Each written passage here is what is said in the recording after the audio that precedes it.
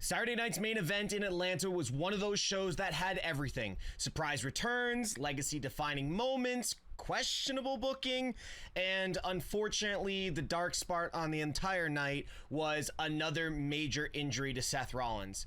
WWE threw a lot at the wall, and while not everything stuck, the fallout from the show is going to be felt all the way through SummerSlam and maybe into WrestleMania 42. Let's break down the night, the chaos, and the questions WWE now has to answer. But before that, guys, don't forget to like, subscribe, and put the bell on for all notifications that are the MrTeshk Wrestling channel. Now, let's get on to the video. Let's start with the celebrity circus that is now heading into SummerSlam. Randy Orton beats Drew McIntyre in a hard-hitting opener that gave a little bit of that old school main event energy that we expect from a Saturday night main event. But once again, the story wasn't the full match itself, but it was the involvement of the celebrities around the ring. Yes, we have spoken that Logan Paul is a credible professional wrestler. No one is doubting that. But when it comes to this storyline, even though he's portraying the professional wrestler and hating that people from the celebrity world like Jelly Roll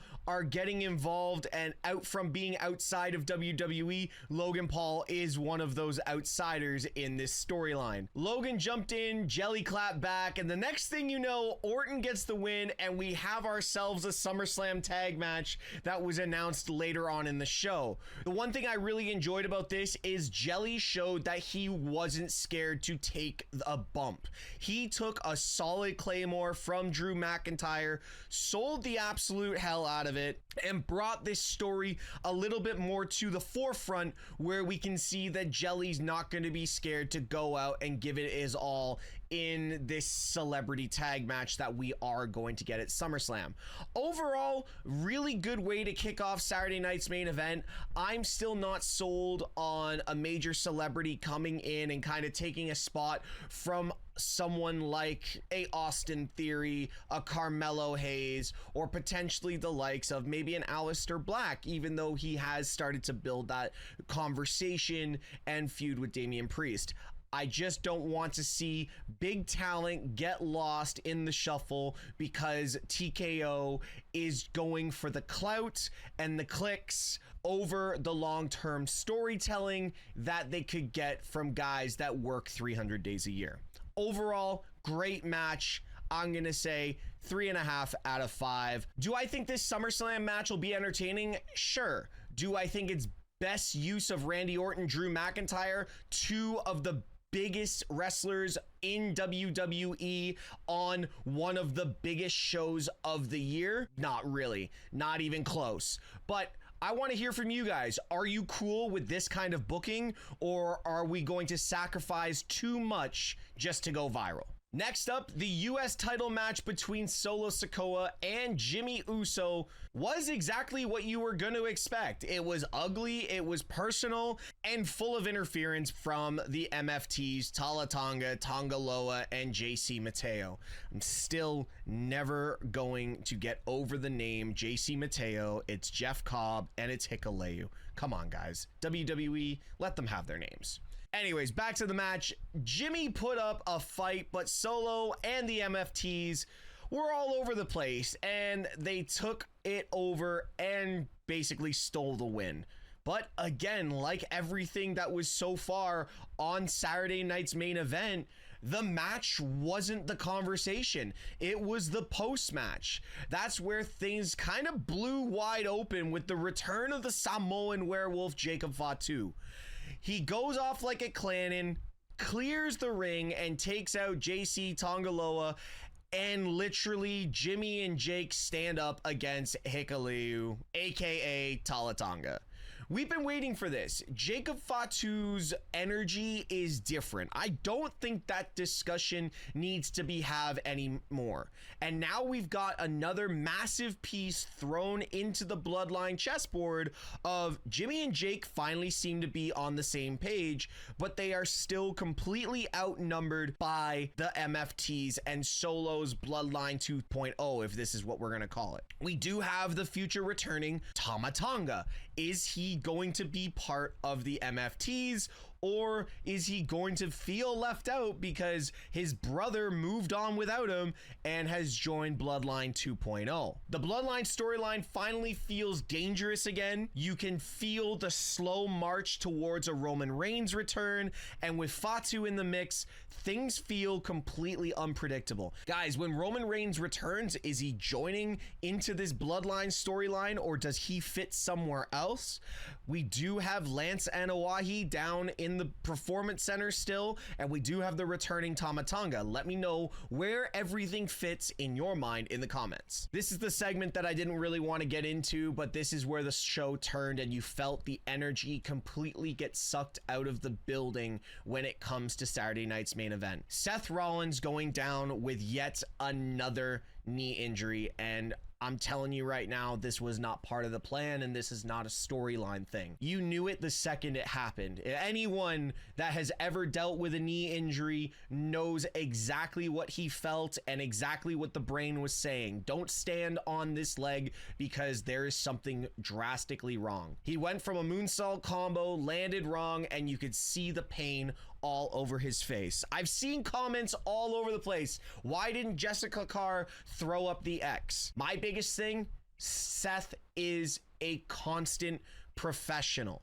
He knew something was wrong. He took a second in the corner to discuss with Paul Heyman, who is a producer, don't forget, and they came up with the fastest way to get out of this situation without doing more damage to the knee. The match with LA Knight was hot. They were going back and forth, and you could see the big moment coming. But the second Seth clutched his knee, the energy, like I said, was sucked out of the arena. Jessica Carr calls for the doctor. Paul Heyman runs over the Seth in the corner, and just the look on everyone's face was pure concern.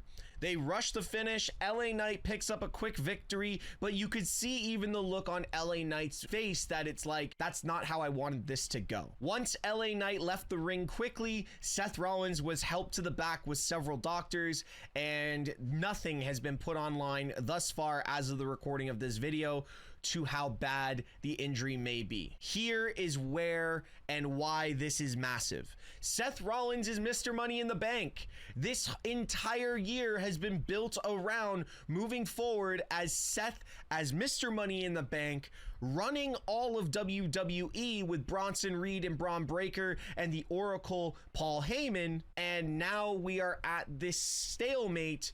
If this injury is serious, it looked serious, WWE has to pivot and figure out if they're going to pull the briefcase off of Seth Rollins, shelve the SummerSlam plans, or scramble to replace him with something bigger than what they were planning for his cash in. This story was building to something massive and groundbreaking that was going to change everything for WWE. Let's take this one step further. The implications go all the way to WrestleMania 42 and could have changed the entire card.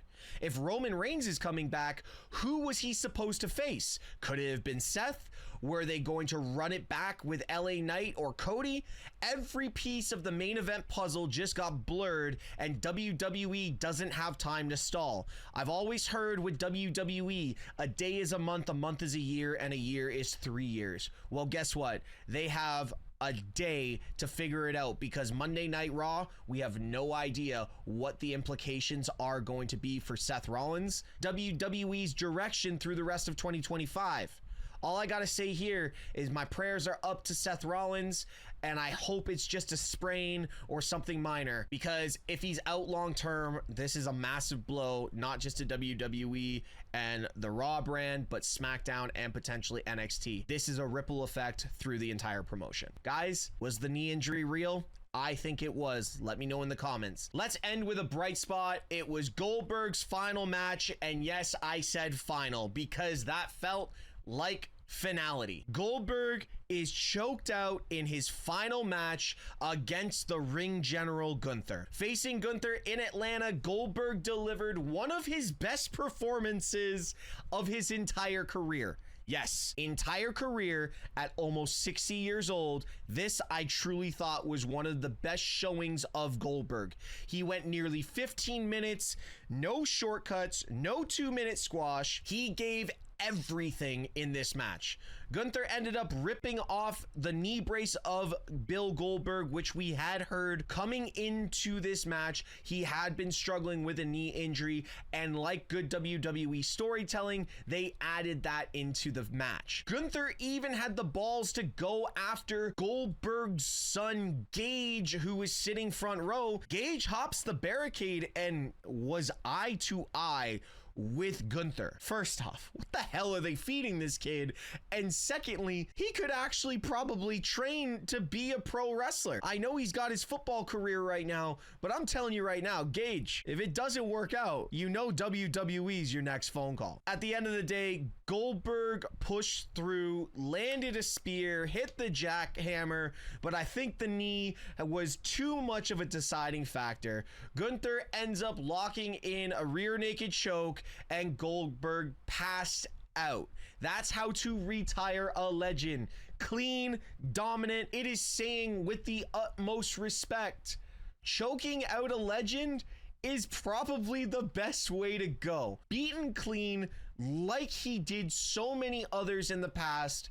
My only gripe with this match is literally Killer Cross and Sammy ended with a 3-arm drop with the same move, and Goldberg just passes out with an arm shake. We'll get into that later this week on the MrTeshk Wrestling channel and the Straight Shoot channel. I have been critical of Goldberg for years, but where credit is due, he came to work and sold his ass off and made Gunther look like even more of a monster. And that's how you go out as a legend. And that's completely contradicting the things we used to say about Goldberg back in the day, how he never wanted to sell, he never wanted to work. Well, guess what? He did all of the above in this match. And now Gunther walks into SummerSlam and beyond with even more momentum. People are like, oh, we don't like Gunther as the world champion. He's so boring. He's so slow. It's not entertaining. Well, guess what? Goldberg just made Gunther over and entertaining, because he's a brute force that whoever takes the world title from him is going to have to earn it. So all in all, Saturday night's main event gave us a lot to process. Goldberg retires with grace, Seth Rollins goes down with a major injury, and a celebrity tag match is somehow happening at SummerSlam. The Bloodline war is heating up again, and Jacob Fatu is the center of attention like he should be. Now guys, I put this in your hands. Should WWE really be leaning into the Jelly Roll Logan Paul storyline? What do you think is the next correct move for Seth Rollins and the Money in the Bank briefcase? Drop your thoughts in the comments, hit that like button, and subscribe to the MrTeshk Wrestling channel if you're locked in for the chaos that is the road to WrestleMania. Guys, like always, thanks for watching. Be good people.